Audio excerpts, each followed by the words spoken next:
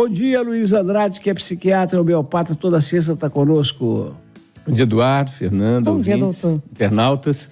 Iniciar aí lembrando que o mês de março é considerado pela Organização Mundial de Saúde como o mês do cuidado com o feminino, né? Com as mulheres, com o útero. E é também, Eduardo, aí eles chamam muita atenção para a questão da endometriose, que é um problema que acomete muito as mulheres e que é o desenvolvimento do tecido uterino fora do útero e que traz uma série de incômodos, principalmente dores abdominais. Então, os cuidados com o útero são fundamentais para a saúde da mulher, não só a saúde física, mas a saúde mental e emocional. Então, vamos estar atentos. A leitura na infância, além de criar um hábito saudável, ela pode ajudar a desenvolver o intelecto? Normalmente, Eduardo, a gente vê a leitura, os textos, principalmente, que trabalham conhecimento ou que trabalham o imaginário, né? Que são duas instâncias cerebrais distintas, uma que é a lógica e a outra que é o raciocínio não formal, né? E a gente tem lembrado aos ouvintes internautas que no ditado antigo dizia-se que numa cabeça vazia o diabo instala uma oficina. No meu ditado modernizado eu digo que numa cabeça vazia o diabo instala duas oficinas, uma de cada lado, coloca as duas para competir na produção de minhoca, né?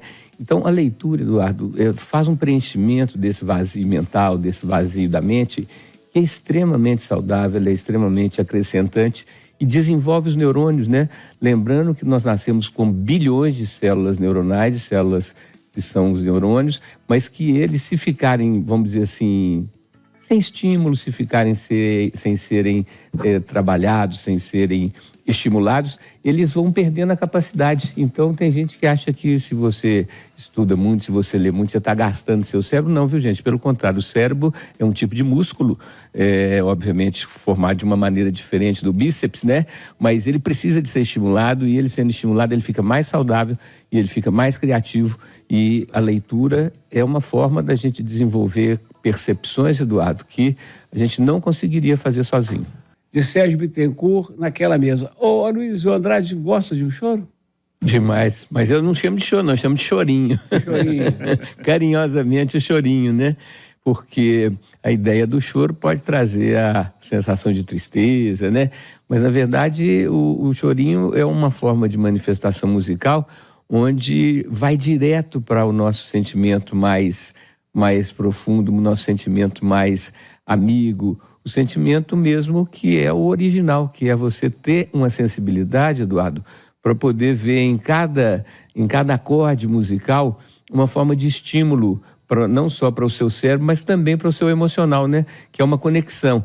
O mental é uma coisa, o emocional é outra, mas como eles são conectados, eles têm uma ligação, é como um eixo, né? Que um interfere no outro de uma maneira simultânea. Então, eu acho que o chorinho, ele só não é desejável, Eduardo, quando a pessoa está muito melancólica. E aí o chorinho, ao invés de chorinho, fica como se fosse um estímulo ao choro. Então, nesse momento, quando a pessoa está melancólica, ela precisa de ouvir alguma coisa que seja mais, vamos assim, menos intimista, né? Que seja uma coisa mais para fora. A Luiz Andrade, saudade é coisa boa, né? É diferente de remorso, de melancolia, né? A saudade é uma forma de homenagem, né, Eduardo? Não é só o lamento, é uma comemoração de ter tido a oportunidade de conviver com aquela pessoa, de conviver com aquele lugar, de conviver com aquelas situações. Então, a saudade não mata a gente, não. A saudade reativa, reviva em nós essa memória de um passado satisfatório, de um passado que, se você conseguir, Eduardo, trazê-lo junto com você, ele não fica sendo só um passado, ele se torna presente também. Não é viver o passado no lugar do presente, não é isso, mas sim utilizar-se do passado como uma forma de refinamento do presente, né? Que você traz consigo aquela memória e, trazendo consigo, você mantém ela viva. Isso é fundamental. Um traficante de Mato Grosso, que acumula mais de 100 anos de prisão em condenação na justiça, quer que o STF autorize a devolução de 2 milhões de dólares apreendidos pela Polícia Rodoviária Federal há mais de 10 anos. conhecido como Ricardo Pancadão e apontado pelo Ministério Público de Mato Grosso como mega traficante, Ricardo Gomes da Silva dos Santos fez o pedido nessa quinta-feira ao Supremo. Ele conseguiu chegar lá no Supremo para fazer esse pedido. Ele está alegando que ele está passando por problemas de saúde e ele precisa do dinheiro para custear os tratamentos que ele necessita. A defesa nega que esse dinheiro todo que é dele seja de origem ilícita. O traficante, que tem 36 anos, é que a gente está chamando ele de traficante porque o Ministério Público chamou, foi operado em dezembro de 2023 em razão de uma lesão intestinal. Sabe o que foi causada pelo qual motivo? Ele engoliu na cadeia um palito de dente. E aí ele teve um problema além de uma apendicite. Aí ele está pedindo essa devolução e o advogado dele ainda disse o seguinte, que gostaria que o caso tramitasse em sigilo. Deve ser para a gente não ficar citando muito esse traficante que foi condenado a 106 anos. Ô, Luiz Andrade, considerando que devolveram ou desobrigaram a Odebrecht a pagar, salvo engano, 16 ou 18 milhões, por que não devolver o equivalente aí a 10 milhões para esse traficante, hein? Eduardo, eu só posso usar uma palavra para descrever uma situação dessa. É uma situação esdrúxula, né? Nós tivemos recentemente a devolução de um helicóptero para um traficante, o cujo, recebendo o helicóptero, né, foi retirado da cadeia, foi sequestrado pelos seus comparsas para ir embora. Então, os maus exemplos, né, eu acho que essa questão de você perdoar dívidas de multas aplicadas é porque a forma da aplicação não foi adequada. Então, esse caso do helicóptero, Eduardo, o que aconteceu? Dizem que tinha um mandato de busca e apreensão, mas que o mandato de busca e apreensão não dizia respeito a patrimônio, era só a drogas. Então, que todo o patrimônio que foi identificado não estava na coisa da ação. Então, tinha que devolver para o traficante. É um absurdo, é uma coisa completamente inaceitável. Como as mulheres são maioria entre a população, são maioria chegar na faculdade, são maioria passar nos concursos, porque estudam mais, são mais capacitadas, nós vamos ter uma PM muito feminina e isso para alguns especialistas é um perigo. Mas, repito, o comando não está preocupado, dizendo que elas não vão passar de 20%. Eduardo, tem determinadas funções onde o perfil, as características da pessoa contam muito, inclusive o sexo da pessoa. E não é uma questão de preconceito, não é uma questão de pré-julgamento, é uma questão de realidade, né? É uma questão... A massa muscular masculina, ou seja, os músculos masculinos, eles são preparados para suportar maiores pesos, né? Uma quantidade mais intensa, ou de maior quantidade de peso. E a musculatura feminina, ela tem fibras musculares que são para suportar pesos menores, mas por mais tempo. Teorizam, inclusive, Fernanda, que isso aí é para carregar o bebê, para segurar a criança. Então, tem características de perfil, tem características de maneira de ser da pessoa que ela não é indicada. Por exemplo, não faz sentido um artista fazer um concurso para ser um policial militar que vai fazer abordagem em aglomerados. Por quê? Porque a maneira com que ele vê a vida, a maneira com que ele percebe as coisas é uma maneira que é mais acolhedora e que, portanto, para colocar limite, para colocar ordem, não é o mais adequado, né? Eu questiono muito, Eduardo, essa questão das cotas, né? Porque quando você estabelece cotas, você protege os menos favorecidos. Mas aí, por outro lado, como toda faca tem dois legumes, como toda moeda tem os dois lados, você prejudica outras pessoas que, por serem mais privilegiadas, perdem vagas, perdem oportunidades, porque tem um protecionismo sobre outras. Então, eu acho que é uma questão que gera muita controvérsia e eu acho que a quantidade de vagas para determinadas cotas tem que existir, mas não pode ser inverter a situação, né? Porque tem o preconceito contra os mais pobres e contra os mais humildes, mas se você começa a ter preconceito contra os mais inteligentes e os mais favorecidos esteticamente... Fica ruim. Doutora Luiz Andrade, além de vestir roupa ficar mais difícil, agachar ficar mais difícil, fazer a higiene pessoal ficar mais difícil, a gordura em excesso atrai doença?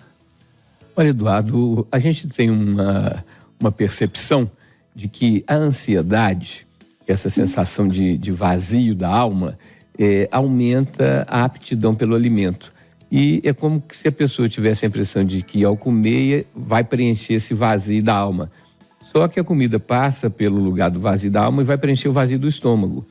E o estômago é um saco, ele é elástico. Quanto mais você come, mais cabe comida no estômago. Então ele vai crescendo e passa a ser uma necessidade, uma quantidade maior de alimento.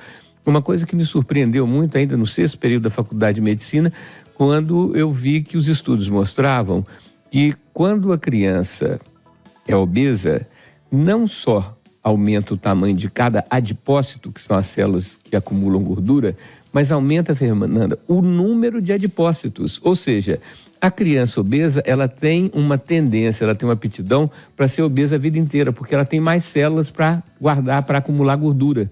Então, o cuidado na primeira infância para não deixar a criança ficar obesa é fundamental. E a maior parte dos casos de obesidade não é porque a pessoa necessariamente coma muito, mas é principalmente que ela come mal, que é a questão dos doces, a questão dos açúcares e a questão dos carboidratos, das massas, né? E esse estudo que Fernanda citou fala em 1 bilhão de seres humanos obesos. Quer dizer, nós temos, até quem ganha são os famintos, porque o número de famintos você perde 2,5 bilhões de pessoas.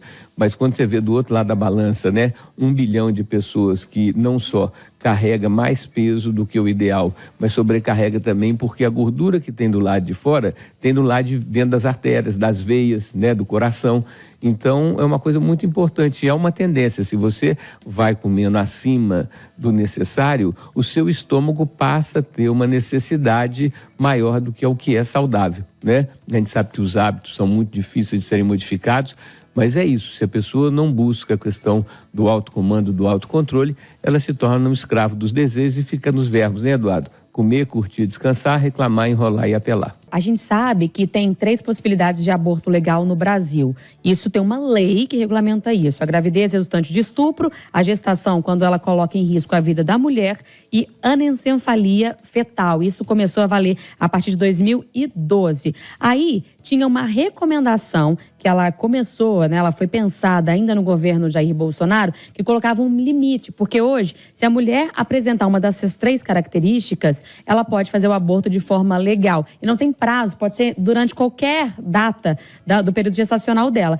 Essa recomendação queria colocar um limite ali de 5 meses, até 5 meses de gestação para poder conseguir fazer o aborto de forma legal. Aí eles acabaram soltando essa recomendação ontem, aí pensaram de novo, peraí, o pessoal começou a reclamar, alguns políticos, o pessoal da área mais evangélica, e aí o Ministério da Saúde voltou atrás e tirou essa recomendação. Então, mantém o que era antes, né? A mulher, durante o período da gravidez, se ela apresentar uma dessas 3 questões, ela pode sim fazer o aborto de forma legal no Brasil. Acho que enquanto o mundo for mundo, Vinícius, vai ter polêmica, né? Vai ter esse problema, vai ter essa discussão. Porque está gerando uma vida. E o risco da outra vida, como que fica? Aí vai estar sempre gerando essa discussão em cima de outra. Concorda comigo, doutor? E às vezes o problema, esse problema de anencefalia, o problema das malformações, hoje as doenças genéticas, elas podem ser percebidas ainda intraútero, quer dizer, mas pode acontecer que essa identificação seja no 5º mês ou no 6º mês, né? Então, tem coisas que dependem do caso a caso, Fernanda. Né? Não dá para ter uma regra geral, falar assim, isso tem que se aplicar para todo mundo de qualquer maneira, porque tem determinados casos que são muito específicos, né? E as doenças genéticas, elas realmente trazem um nível de infelicidade para essa pessoa que nasce, né? Como dizia antigamente, hoje o termo não é politicamente correto, aleijada, né? E espiritualmente a leitura é diferente. Espiritualmente você entende que a pessoa que nasce com problema, ela está cumprindo um karma, ela está cumprindo um desígnio e que isso daí vai servir para a sua evolução espiritual. É um fato, né? Mas do ponto de vista prático, né, principalmente nesses casos de estupro, nesses casos de relação sexual não consentida, principalmente de pai com filho, né? É uma coisa completamente abominável, né, Eduardo? Né? Temos que tomar uma providência para poder desestimular esse tipo de situação. De acordo com o Atlas da Mortalidade do Instituto Nacional do Câncer, de 2011 a 2021, foram registradas 4.592 mortes em razão do câncer de pênis. Fernanda, e tem um ponto importante, é que a maioria dos processos de dificuldade de higienização é por causa da fimose. A fimose, então, é a pele que cobre a glande, que é a cabeça do pênis. Então, quando a criança está na fase inicial, né, se os pais tiverem o cuidado de ir aos pouquinhos e puxando essa pele para expor a glande, você nem precisa de fazer a cirurgia de fimose. Mas se não foi feito esse procedimento pelos pais, pelo pai principalmente, mas pode ser pela mãe também, quando a criança é pequenininha, então aí tem que operar a fimose, né? E o freio também, que faz com que a pele que recobre a cabeça do pênis, a glande, junte ali o tal esmegma, que é uma junção de resto de urina, de se esse menino já tem orgasmo, né? Se ele já ejacula, então o resto de urina com o resto de esperma gera então um ambiente que degenera muito o tecido e causa então o câncer. Então por isso que a principal causa é a falta de higiene, mas não é porque a pessoa não toma banho, é porque não lava essa glande, que é a área então recoberta pela pele, que a fimose então prejudica muito, dificulta muito a higienização. E ele volta, se Deus quiser, sexta que vem, não volta, doutor? Deus quiser, Eduardo, deixar aqui uma lembrança, gente, da importância da doação de sangue, tá? A importância da doação de sangue não é só para quem recebe o sangue, que está sendo operado, que está precisando do sangue, mas para a nossa saúde, a retirada, né, de algum sangue, não é todo sangue, obviamente, né? Mas a retirada em torno de 500 ml todo mês é uma forma de renovar suas células sanguíneas, é uma forma de revitalizar. Foi dos primeiros tratamentos que a medicina trabalhou, Eduardo. Aquelas antigas eram sanguessugas, né? Os bichos que você punha para poder tirar o sangue. Então, doar sangue faz bem não só para quem recebe, mas faz muito bem para quem doa. E se o seu sangue não for um sangue que preste para ser transfundido para outra pessoa, mesmo que você tire para poder desprezá-lo porque ele não serve para outra pessoa, você está se dando bem. Então, sempre que possível,